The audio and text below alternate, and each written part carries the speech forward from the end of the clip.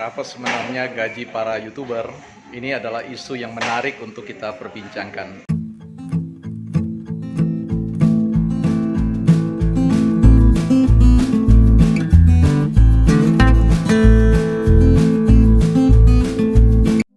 Halo teman-teman, kita jumpa lagi dengan bahasan seputar isu YouTube atau dunia per-YouTubean.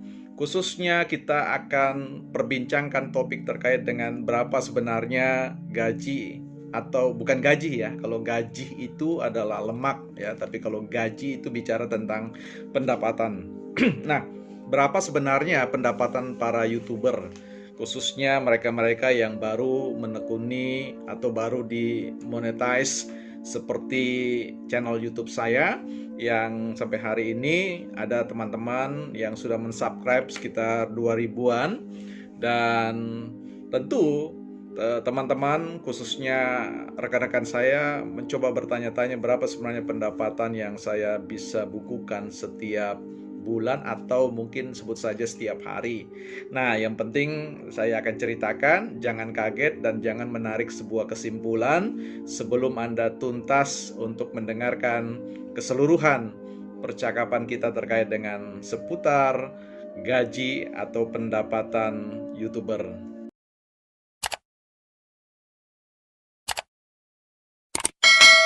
Teman-teman, saya analogikan seperti ini.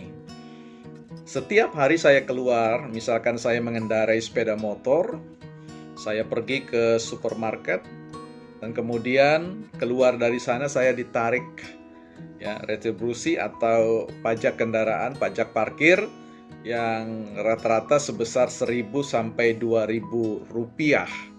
Nah, awalnya sebelum saya nge-YouTube, saya tidak pernah berpikir bahwa gaji seorang tukang parkir itu sesungguhnya menarik untuk diperhatikan.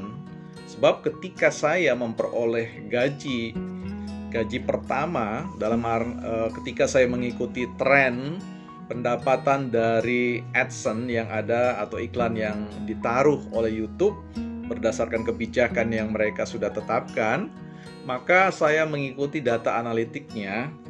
Ya, setiap hari saya memperoleh channel ini ya memperoleh pendapatan seputar 500 sampai 2.000 rupiah ya. Artinya setiap hari perubahan data analitik itu menunjukkan bahwa ada pendapatan yang dibukukan dalam revenue atau penghasilan sebesar 500, kisaran 500 sampai 2.000 rupiah. Nah, ketika saya melihat fakta ini, maka saya berpikir ternyata ya pendapatan seorang juru parkir itu jauh lebih besar ya dibandingkan para YouTuber pemula ya. Nah, kemudian ada teman saya mengatakan bahwa kalau demikian lantas apa tujuan abang atau om atau pak untuk ber-YouTube itu kalau kenyataan penghasilannya seperti itu. Nah, itu ya juga yang kemudian membuat saya berpikir ketika melepaskan sebuah pembayaran kepada tukang parkir, saya mengatakan bahwa Anda beruntung bahwa pekerjaan Anda ini adalah pekerjaan yang mulia, pekerjaan yang cukup menjanjikan untuk menopang kehidupan sehari-hari. Sebab di luar sana mereka yang bertarung di dunia jagat per-YouTubean itu sedang mengais ya satuan mata uang yang sifatnya sangat rendah ya, 500 sampai 1.500 atau 2.000 perak per hari, sekalipun ia sudah men-sharing konten yang banyak topik yang disampaikan. Nah, poin yang ingin saya sampaikan di sini untuk menjawab beberapa pandangan-pandangan atau pertanyaan-pertanyaan yang disampaikan seputar penghasilan atau gaji YouTube ini, ingin saya bawa kepada tingkat pada penentuan motif atau tujuan kita ber-YouTube. Bahwa memang benar para YouTuber itu memiliki gaji yang bervarian atau bervariasi dari yang mungkin dalam skala 100 perak, 500 perak, 10.000 ya, 100.000, jutaan, bahkan miliaran. Nah, ini tentu sangat bervariasi. Nah, kalau kita berbicara realitas dari para YouTuber itu, mereka semua ada pada lintasan atau variasi pendapatan yang berubah-ubah atau berbeda satu dengan yang lain, tergantung pada konektivitas atau penerimaan dari konten atau YouTube itu bersama dengan pasar di luar sana, artinya audiens atau penonton di sana yang memang membutuhkan konten-konten yang di-share oleh para YouTuber. Nah, tetapi ya, kalau kemudian para YouTuber pemula atau mereka yang baru memulai masuk dengan impian yang besar, sebenarnya juga tidak salah-salah amat. Ya, bahwa setiap orang yang bekerja tentu layak untuk mendapatkan upah, layak mendapatkan penghasilan.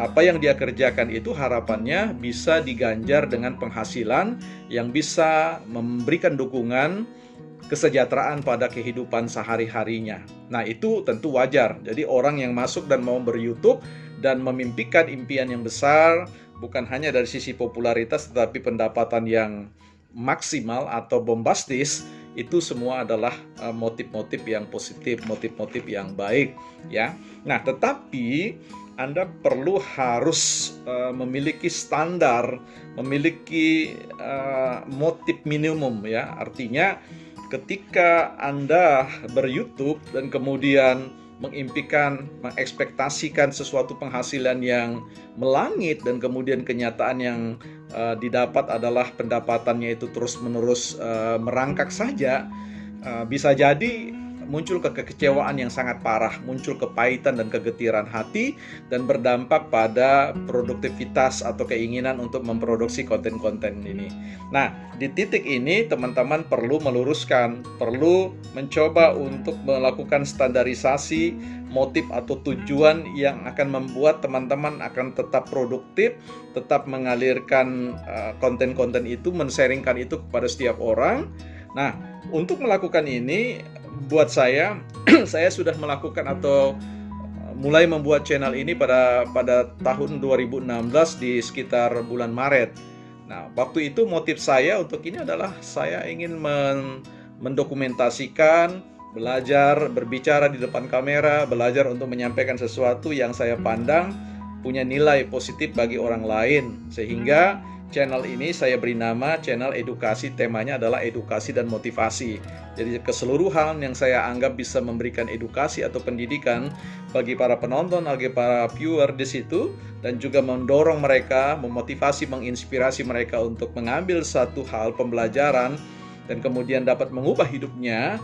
Saya yakin bahwa tujuan atau motif channel ini sudah sukses, ya. Nah, itu kesuksesan yang membuat saya selalu memposting dan terus memposting sesuatu yang menurut saya baik adanya, dan kemudian saya kerjakan dengan sepenuh hati, tidak digoyang atau diusik oleh berapa sen, berapa dolar yang kemudian tampil dalam laporan data pendapatan saya secara harian.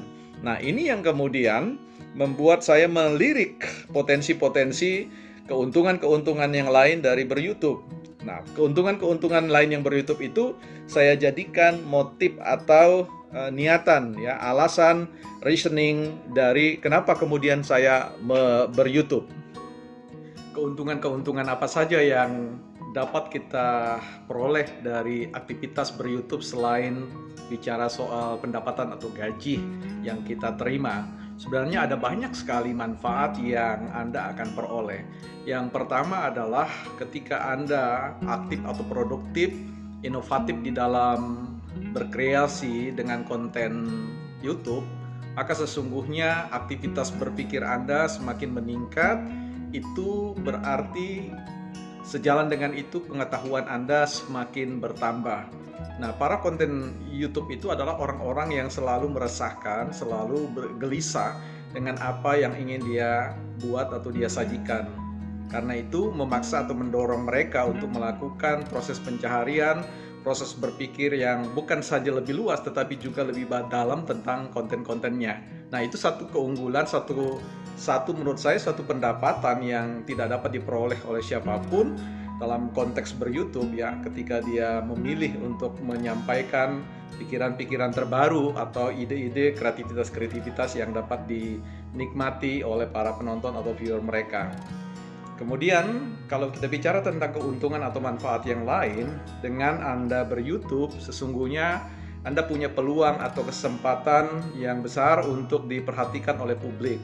Ya, kita, ya Anda dan saya tentu sebagai seorang YouTuber kemudian memiliki panggung tersendiri yang bukan hanya didorong oleh tenaga atau kekuatan kita sendiri, tetapi ada kemitraan bersama dengan provider YouTube dan juga bersama dengan perusahaan-perusahaan dari berbagai macam produk yang dibutuhkan oleh masyarakat. Itu berarti ada kolaborasi yang baik bersama dengan kita, dan Anda punya peluang untuk menjadi sarana untuk memperkenalkan produk-produk mereka.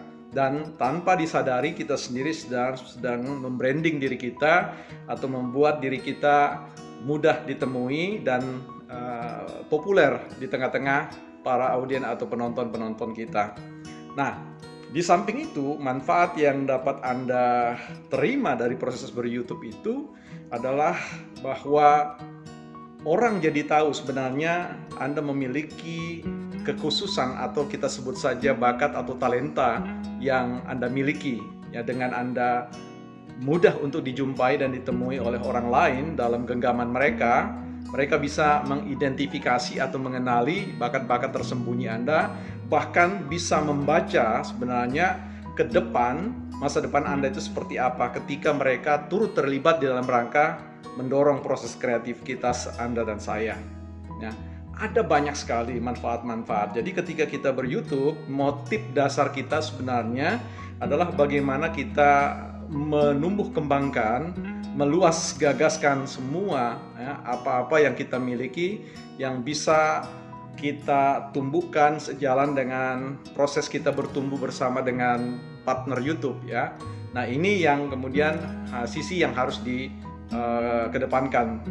Yang paling utama saya kira bagi saya adalah ketika Anda ber-YouTube, konten-konten yang Anda sharingkan itu ya memiliki nilai manfaat bagi setidaknya satu orang saja yang menerima manfaat bagi mereka.